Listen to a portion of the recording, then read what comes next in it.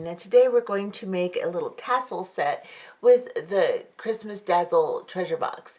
And if you don't have the treasure box, don't fret. You can use these techniques with any of the beads. Instead of using these barrel beads, if you don't have any barrel beads, you could use round beads, put them on a head pin, make some little fringe with some 2x3 rundown crystals. It would be fine. You can always modify. It's the techniques that are important. But anyway, we are going to be using stuff from the treasure box. I did add some rondelles, the clear and the green ones. The red ones are in the treasure box. I did add some, and I will post a link for those if you want some. Other than that, you can use whatever you want. This turned out really cute, and you can arrange it differently too. And let me get you close so you can see how pretty and sparkly it is. So I used the electroplated barrel beads, and after I made my pieces, I just washed them gently with some dishwashing soap and dried them with a microfiber towel. And boy, the shine really came through because they're always dirty. And you get these beads, they're always dirty. So, and then by the time you handle them, they look terrible. So just wash them up after you're done and you'll get some amazing sparkle. This is what the necklace looks like here, close up. And let's go ahead and look and see what it takes to make this. Okay, for this project today, we're going to be using things from the treasure box combined with a few things that are not in the treasure box. So what I'm going to be using are the 5 barrel crystals that came in the treasure box, the triangle beads, both green and clear, that came in the treasure box also, and the clasp. Now I'm adding a few things, probably the spacer beads too. So I'm adding a few things to it also. I've got out some 8x6 clear rondelles and some green rondelles. Now they're not exactly the same color as the ones in the box, but they're close. You can also use the green ones that came in the box if you prefer. That'd be fine. They're smaller though, so you'll probably need to do a little bit different spacing. I'm also going to be using some long eye pins. These are really long eye pins. If you do not have long eye pins, that's okay. I'll show you how to make some out of 20 gauge wire, and you will be able to use that instead of a long eye pin. Then I've got some little ball head pins that I'm going to be using, and they don't have to be ball head pins, just a head pin that is strong enough. These ones are pretty soft, but they're strong enough to hold a loop and stay on my eye pin when I attach them pretty well. So then I'm going to be using some soft flex beading wire, medium is what I'm using, and some size 2 bead along crimp beads. And of course you're going to need some flat nose, chain nose, and round nose pliers, and some end cutters. So let's go ahead and get started. I'm designing this. I don't know exactly what I want to do. I just kind of have an idea in my head. These 8x6 rondelles are just going to help me kind of fill up the necklace. Now I may use a few other things in the box too. We'll find out. These 8x6 rondelles I have on my website if you want to get some. So anyway, let's get started. So I'm going to begin by making some dangles on some head pins with the green and the clear triangle beads. And then I'm going to attach it to one of the crystals. We're going to make 3 dangles, I believe. And so let's see how we're going to do this. We're going to pick up one of the head pins. Now these were kind of bent up, so I just used my nylon nose pliers, and just straightened them out a little bit. And then I'm going to pick up a combination of green and clear, and you can put all the same color on one pin or you can mix them. I think I'm going to mix them. So I'm going to put green and clear crystals, and I think I'm going to put like 9 of them on here. So I have green, clear, green.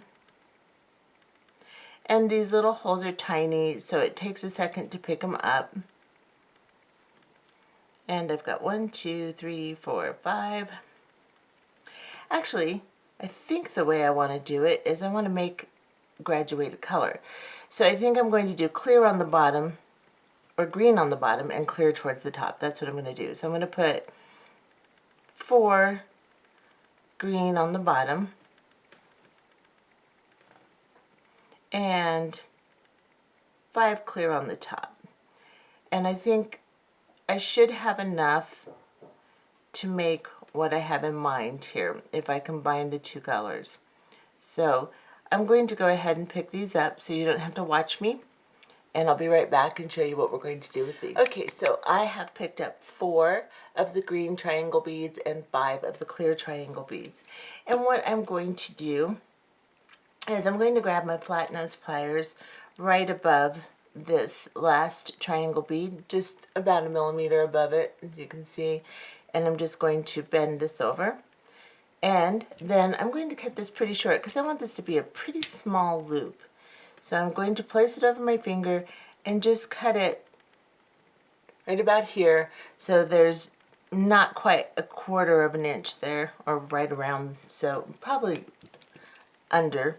And then I'm just going to go with the tip of my pliers on the edge of that piece of wire, and I'm going to start to turn as far as I can, reposition my wrist, and finish turning, so that I have a pretty small little loop right on top of the crystals here. And I'm just trying to make sure it's closed all the way.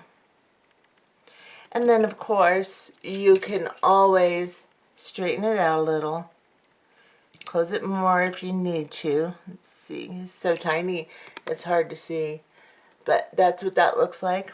And make sure this is closed, and I think it is. And so that is what we're going to make. We're going to make 5 of those per dangle. So go ahead and make 5 or 4 more, and I will show you exactly what we're going to do to attach it to the crystal. Okay, so I have made 5 of these little dangles. Actually, this one's a little too long. I must have counted wrong, and that's okay, because I don't think I'm going to be able to get 5 on each one and have enough beads and actually just fit them on the eye pin. So first thing we're going to do is, I think I'm going to put 4 on there. I'll redo this one. And I'm going to show you how to make an eye pin with a piece of wire if you don't have one of these long eye pins. I've cut about 3 1/4 inches of my 20 gauge artistic wire. And what I'm going to do is, let's get you a little closer. I'm going to go about 1/4 of an inch down on the wire here, and I'm just going to bend this over. Now, I don't want a really big loop. This is really small. This might be a little too small, and we can always, if you have the long head pins, you can always wrap a different loop if it's too small too. Excuse me. Now we're going to cut this just a little bit so you don't have to bend it over quite as far as I did. Then, now that you have this bend in your wire, you just hold it over your finger like an upside down L, like this, and then go to the end of your wire with your round nose pliers, and I'm going to go just a little ways down, not quite to the small part of the tip. Now, it depends on what size you want your loop to be. Since I cut a little bit more wire, I am going to just go about middle of my pliers and turn it until I can't turn my wrist anymore. Reposition my wrist and turn it some more. And now I have a loop. Now, that's kind of a big loop, not too bad really. And then I can always open this a little bit and then squish it over, just like that. And then you have an eye pin. So that's how you will do an eye pin. Like I said, you can adjust the size of the loop, cut whatever length that you need to wrap, whatever size that you're going to wrap, and then just adjust it on your round nose pliers. So I am going to grab one of these eye pins, and I'm just going to slide this. Let's see, let's do this first. Let's put our dangles on first. I'm designing, guys, so yeah, you know. And let me get you close again. I hope the camera's holding up well and you can see. I put this gray background simply because the lighter backgrounds seem to make my camera have darker streaks. So I don't know why, it's weird. I'm going to open this eye pin a little bit like that. And then I am going to drop all 4 of my dangles on here. So I think 4 is about enough. I may even want only 3. Let's see what we've got here. Now 4 will be good. Well, 3 is kind of good too. Let me see. Let's see how this turns out here. And then, of course, if we don't have enough beads to accomplish it all, we can always change that. So now I'm just going to close my eye pin again and see what this looks like. You know, that might be too many because they don't want to hang correctly. And I may need to make my loop in my eye pin a little bit bigger. Let me try the one I made with my wire and see what it looks like. I just don't want a great big loop underneath my barrel bead, so let's try that. Come on, you.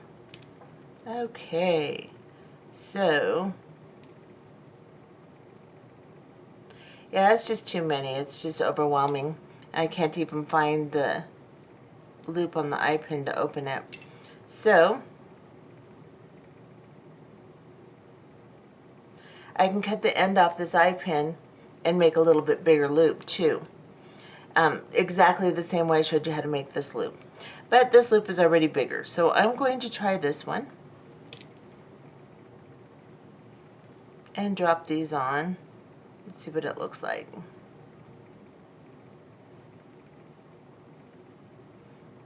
And like I said, 3 might be enough. I don't know. Let me close this.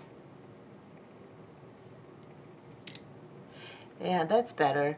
It's still not laying quite the way I want it to. Let me see. Yeah, it's good. And then, since these are on wire, we can always squish them in a little bit and arrange them. Just a little bit like that. So, actually, do I like it? I think I do. I may decide to just put 3 on each one because they lay a little bit better. The 4th is making it spread out instead of laying in a cluster. And of course they are on, actually it's good. Okay, debate, debate, debate. Now I'm going to drop this bead on here. Straighten everything out. And then I am going to do a wrapped loop on this one. So I'm going to take my round nose pliers and put it right above the barrel bead, just like that. And then I'm going to bend that wire over the top of my round nose pliers towards the back away from me. And then I'm going to reposition my wrist to where my pliers are now vertical and I'm in that bend. And then I'm going to bring this wire over the top. As I get around to the side that's towards me, I'll bring my wrist towards me, just turn my hand towards me, and draw that wire underneath the loop, creating a loop like that. And then I will take my flat nose pliers, put it right on that loop. I'm going to reposition my hands so I can wrap with my right hand, and I'm going to grab my chain nose pliers and I'm just going to begin to wrap. Now I want this to be a pretty hefty wrap, so I'm going to start at the very top and start working my way down, layering my wire, and then I'm going to work my way back up. So once I have all the way down, then I'm going to start rolling my wire on top of my last one and just roll it up so that we get a double wrap here, and then it's thicker and it kind of fills up the top of the bead better, just like this. And then I'm going to cut this really close, maybe a little closer than that.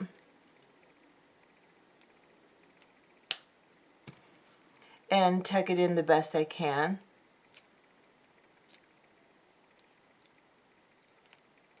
I can even kind of push it towards the loop.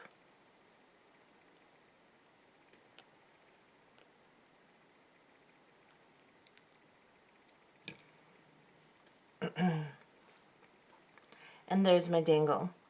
Now if I decide that these wire dangles aren't right, actually they look pretty good. They just want to mess with me when I'm picking it up a million times. So let me show you. I hope I was in frame. I'll have to look at that and see. We'll make another one together too. But that's what that looks like. And we're going to make several of those.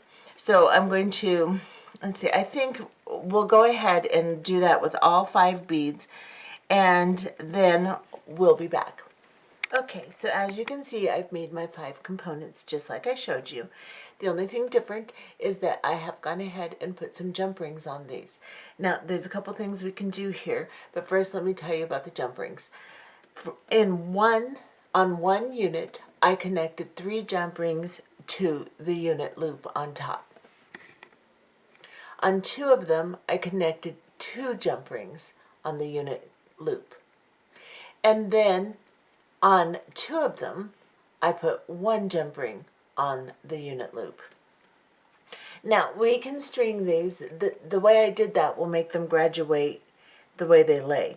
Now, you can string them all on the necklace and have a more full front area, or you can take these 2 and pop them on ear wires, which is what I'm going to do.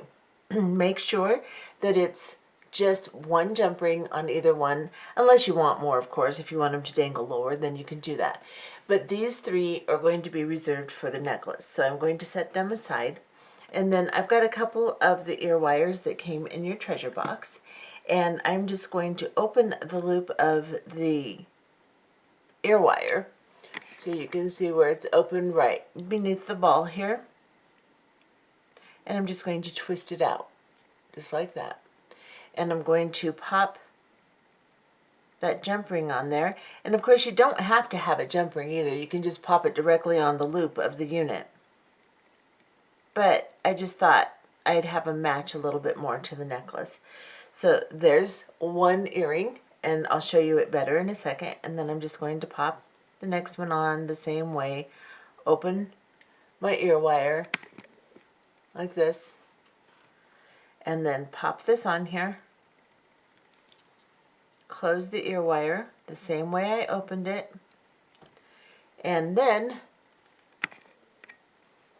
I have a pair of earrings. So now that we've made our earrings, I'm going to go ahead and make a necklace with the remaining 3 units. You want the longest one to be the most centered, and of the jump rings, the longest, the 3, and then the 2 jump rings on the units to be on either side. I'm going to use some of the red 8x6 rondelles that are in the treasure box, and I'm going to add some clear and green ones from my own stash. However, I do have these on my website. If you'd like to get some, I'll post a link in the comments. But you can use whatever you have on hand also. You don't have to use what I'm using to string this. I'm also going to use some of the spacer beads that came in the treasure box, and I am also going to use about 20 inches of my beading wire. So I have soft flex. You can use tiger tail, whatever you have on hand. I'm just going to use medium soft flex. And I'm going to begin this by putting my longest unit, the one with the 3 jump rings, on first. So I'm going to center it on my wire. Of course, my wire is going to move around. I'll just continue to center it and put it right in the middle. And then I'm going to do a combination of beads to string this. So let me get some of my beads here. The first thing I'm going to do is just drop down a clear bead on either side.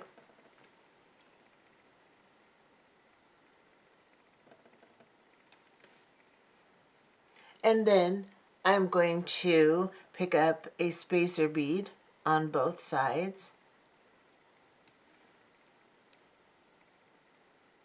And then I'm going to pick up a red bead, then a spacer bead, then a green bead, and a spacer bead. Come here. And a clear bead. Then I'm going to drop down my next unit on this side. And then over here, I will do the same thing. So I'll pick up a red bead, a spacer bead, a green bead, a spacer bead, a clear bead,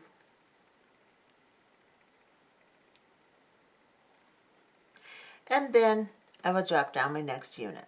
Just make sure your jump rings are closed tight, and then recenter everything, just like that. And then I am going to pick up a clear bead. Oops, maybe. On both sides. And continue my pattern, except for I'm just going to reverse it. So now I have the green next to my clear here. I'm going to start with the green instead of the red. And just reverse them as I do this, just to make it a little bit more interesting. So whatever color is next to your clear beads on your previous unit, that's the one you'll start with. And that will change as you do this, as you work out. And that just will alternate your beads. But first, I want to have spacer beads in between there. So let me put some spacer beads on either side. And then my green one. And then a spacer bead. And a green one. And I'll just continue my pattern. So then I need a red, a red, spacer bead, red, spacer bead, clear.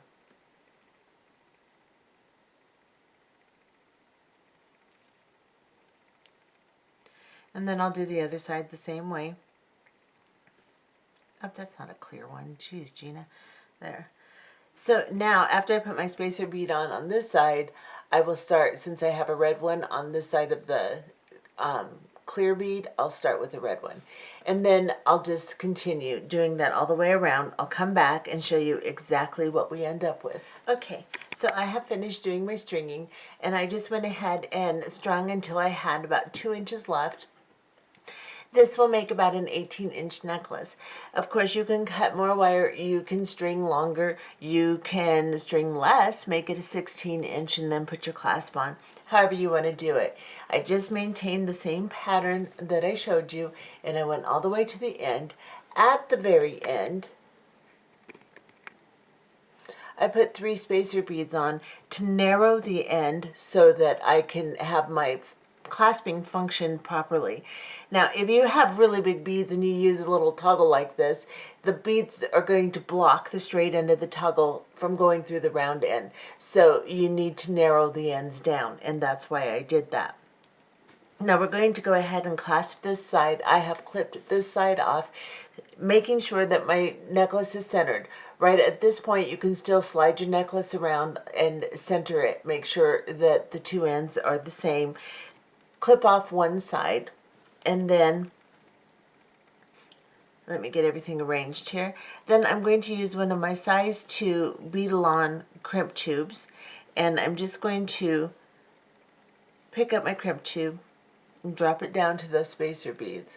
Let me get you in a little bit closer, like this, and then I'm going to put on my clasp.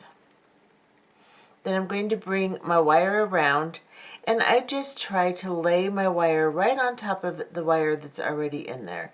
I'll go through one of the spacer beads also. You don't have to, but I do that because a lot of times if you go right at the end of the spacer, when you clip it off, it's pokey and it pokes your neck, so I don't like that. So I'm going through the first one, and I'm just going to pull this down. Now, I don't have to worry too much about tension on this side my beads slide apart or whatever, that's fine. On the second side, I have to worry about that. But now I have my wire through, and I'm going to check and see that it's parallel. It looks like it's a little crossed. So I'm going to straighten it out a little bit, and then I will hold it straight. Now you can see basically how your wires are going in, and you can tell that this part right here would be right between those two wires. So I'm holding it to where I can go in with my crimping tool. I can place in the second divot on my crimping tool, place the little googly part on this side, it's kind of a wavy part, place that right where you think is right between the wires, and squeeze. Now you can see that I have a V fold, and I have the fold right between my two wires, so they stayed parallel in there, and I was able to navigate it pretty easily. Now I turn it sideways in the first divot of my crimping tool, making sure that those two tubes that I created on either side are touching the tool, and then I squeeze it together. Now I have a nice crimp. And I'm just going to take my end cutters here, and I'm going to cut all the way close, my flush cutters, and cut as close as I can, and then just kind of make sure the little tail goes down between my spacer beads, and that side is finished. Now I can take the clip off this side, scoot everything together, make sure that there's no gaps in my line, because I want this necklace to hold those jump rings and components together nicely. If there's slack, that's not going to happen. So you don't want any slack. Now I'm going to go ahead and pick up my crimp tube. I'm going to slide on my end. I'm going to go through the crimp tube again, trying to lay the wire right on top, straight down into that tube and the bead below it, so that I get them parallel. And then when you have it this far, you can hold on to the longer wire, the one that's coming up through, and then you can pull this wire and keep everything pretty much close together. So let me do that again. Not a lot for me to hold on to here. And pull this again.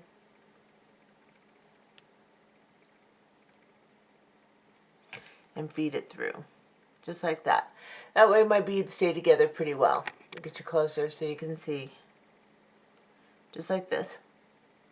Now I can take my crimp tool. I want to make sure I don't have any slack in my necklace or anything weird is happening. And then hold my wires parallel. Get you over there again. And make sure my loops are basically the same size on either side. And then I'm going to grab my crimp tool. Are you bigger? I think you are bigger. Let me pull this just a little bit more.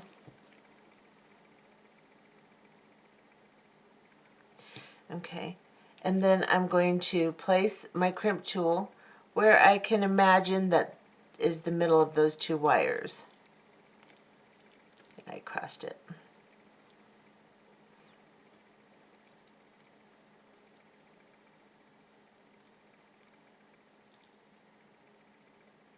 And squeeze. And I've encased them both in tubes. Just like this.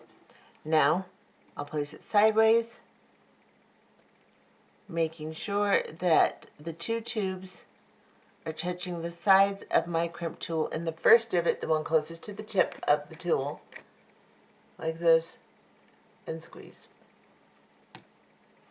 And I have a nice crimp. You can put crimp covers on this if you want. I'm not going to, but you can. Cut that really close, and then just kind of squish that little tail end into the bead in front of the one it's coming through. And let me arrange this, and I'll show you what we got. I think it turned out really, really pretty. It's I think it would be even prettier as a necklace if it had all 5 of them on here, but I wanted to make a set because it's always cute to have a set. but that would be really pretty. And like I said, if you don't have the treasure box, you can do this with any of the beads you have. Round ones will work down here too.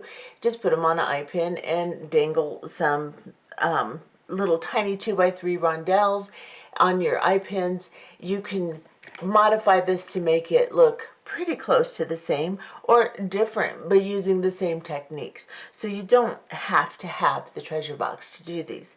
Anyway, I am done with this one, and I'm going to design something else so that we can get our treasure box stuff going for Christmas.